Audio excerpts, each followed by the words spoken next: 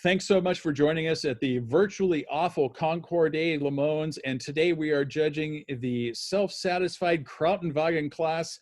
And we have a star-studded judging corps for this. Some of the folks, the most knowledgeable folks about German cars in the country, possibly the world, and we're going to horrify them with what they see today. But first off, I have to introduce our chief judge for the virtually awful Concours des Le Mans, Tim Suttard from Classic Motorsports Magazine. Thanks for joining us, Tim.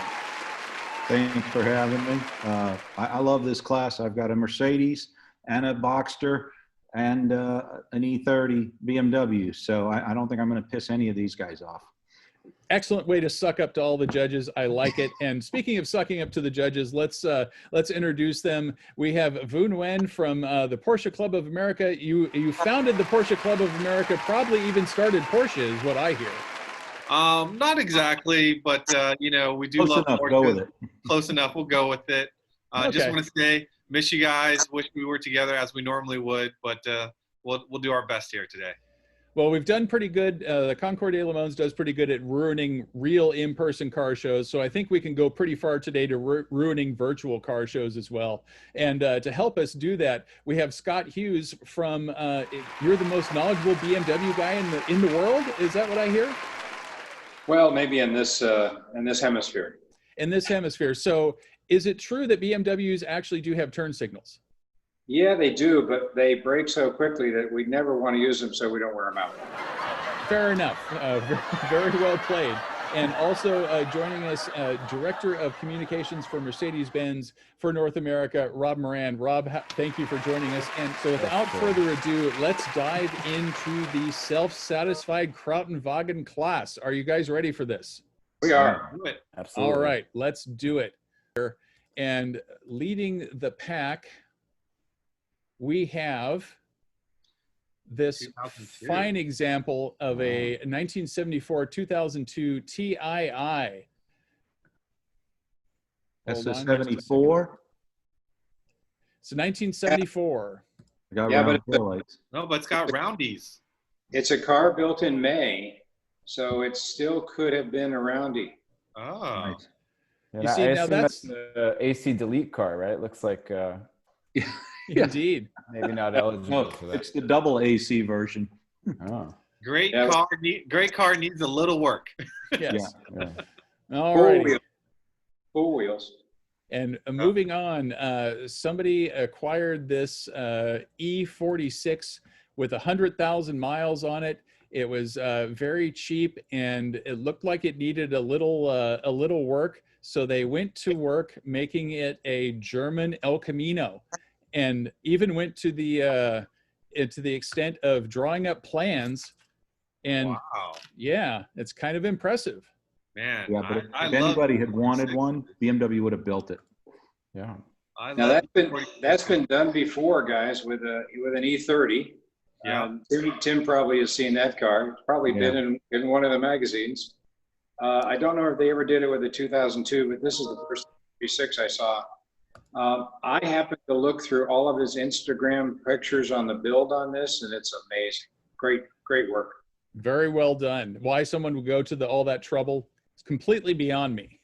Next up comes to us from our friends down under. It is a Mercedes that has driven the length and breadth of Australia in a rally, and then kind of festooned with some the poop mobile. Yes, I was looking for the words, but it's covered with poo, and they bought it for $675. Kind of a shitty picture. Yeah. So I can attest that's not a special edition that we ever offered, and I would think you were thinking about it, right? Yeah, you know what? It reminds me of my Subaru days. It's got a kind of a Richard Burns triple nickel vibe going there with the. Okay, so moving on, we have what is any German car show without a Herbie replica? I mean, and pretty well done. Yeah. Very well done, man. Too nice for this event. That is too nice. That is just too nice of a car for this event. Yeah, way too nice. Yeah. But it's got a great history. If you read the history of the car, it's been a movie car. It is a real Herbie. It was, as the best they could at the time, a self-driving car. which failed, and it went off a cliff, and still has some of the original hammered out roof panels and things like that. So it's got quite a history. Indeed. And next up is, let's see, it is a 2005 VW Lupo, made in Brazil. Yeah, I got to question the legality of this car even in the U.S., right? I mean, that might not be in the U.S. Yeah. It's got plates. Yeah, it's got Pennsylvania plates, doesn't it? Oh, there you go. There's what is his plan for that puddle? That's the question. I don't know. I mean, it looks like a nice car to me. It's a little bit too nice for this kind of show. It's unique, but it's not an awful car. So next up, we have a VW 412 that has been turned into a Lemons race car. Because why wouldn't you race a VW 411? Yeah, I remember these growing up as being on the roads as just awful. And they've not aged any better. I mean, it just seems that, I don't know, was there a Soviet influence in some of the design cues of this car? It just seems pretty horrible. I mean, are you destined to be in last place? Is that like the goal? Because why would you pick that car to be in a race? Yeah. You know, no suspension. So this next car is a Mercedes that was not a whole lot of explanation given for it, except that it's said to be an interstellar delivery vehicle. And what they're delivering, you know, all I can say is, you know, weed's legal in California. So that probably explains a lot of this. Other than that, they did put it on the track, so you got to give them kudos for that. I was about to say, much respect for running that car at Sebring, especially they're running it backwards. It had a rocket engine. Yep, has a rocket engine on it, and has this crew. So, I mean, what more can you ask for? So up next, we have a 2001 BMW 570iL. The owner says his wife warned him not to buy this car because what happens when you drive an old BMW 7 Series IL?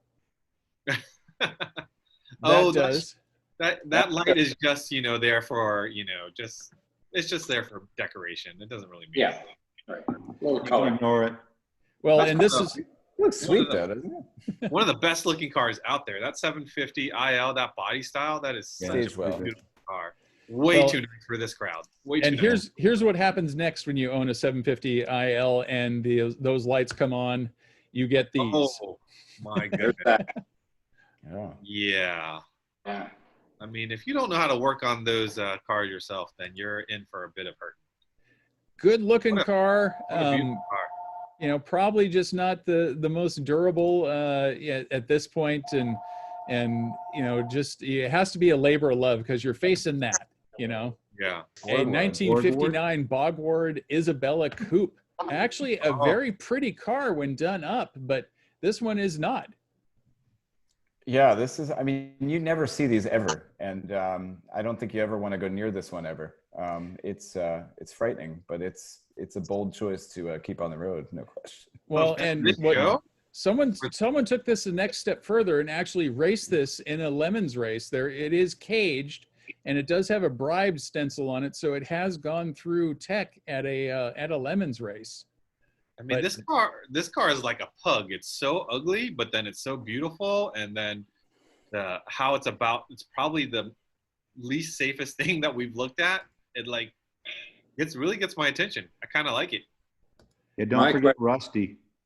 Yeah. My question, that is would be, what did they attach the roll cage to? Itself. Tetanus City, that car. It's a floating cage. Yeah. Oh, it's like wow. Yeah, it's like a safety cell in a modern drag boat. The cage breaks free of the car in case of a crash. I don't think this guy's popular on the Borgward internet forums as far as technical assistance. Is that the intake manifold that comes up through the valve cover? Yes, it is. Wow. So next up, we have a 1969 Porsche 912 with the proper pronunciation spelled out on the back. Interesting. Wow. Interesting. Probably not welcome at the club, is he, Vu? You know, we love 912s. You know, the lettering, you know, that's personal preference. And I love how it says, what is 356D? Yes. It means it was a further iteration of the 356 since the last Oh one my was a C. goodness, because it's because it's not Yeah. the C, it's the D. That's Yeah. classic. So it's got choose your own grill or tail badging because now it says veranda. Yeah. We have a stormtrooper smart car. I always refer to these as not so smart cars because I never understood the justification for having one of these. Really? Oh, Yeah. man. No space, not terribly efficient, terrible to drive. Seems to Okay. be stuck a lot.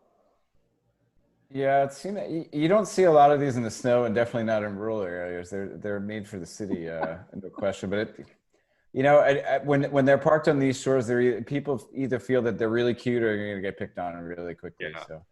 Well, the one feature that can go back to the German engineers, the owner stated that when the alternator goes out, you have to take the front end off the car and drop the engine out a little bit in order to get to it to change it. So Yeah, it looks Like a Mini Cooper.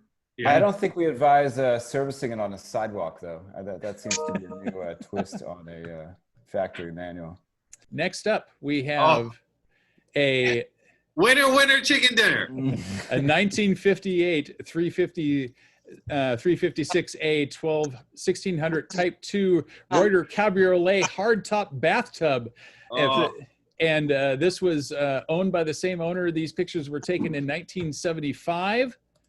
And then also coming up are pictures of what it looks like today. So Love to see.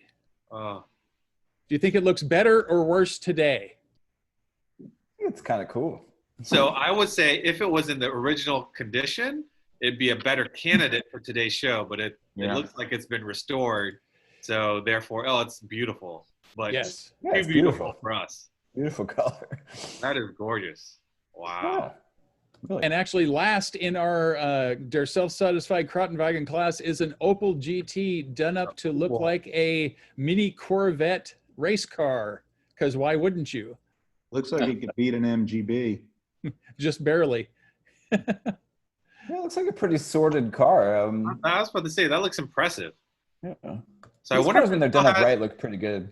Doesn't that car have like that manual arm that you twist inside to flip the headlights? Yes, indeed it does. Yeah, it does. Yeah. Any of them float to the top? What's your initial impression? Float to the top or float to the bottom as to what could take home the honors of Der-SelfSatisfiedKrautenWagen class for the virtually awful Concours des Le Mans? The Borg Award. We have a vote for the Bog Ward. Isabella. Yep. That's 2. Yeah, I'm gonna go with the Borg Ward too. It just looks frightening to look at, and you need to take a shot to go near it. So I invite one of the top BMW guys, one of the top Porsche guys, and one of the top Mercedes guys, and you guys vote for a Borg Ward.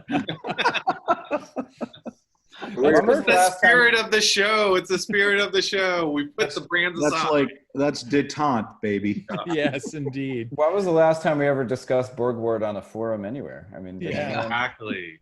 I don't think 2 Borg Ward people get together, and when they do, probably the authorities have to be called. I'm sure Do you need a shot for that, or is there a cream? That's true. Yeah. Well, I think it's very fitting in that not only just Bog Ward, I mean that's funny, but Bog Ward race car and derelict Bog Ward race car. Who does that, right? So that is certainly worthy of some recognition.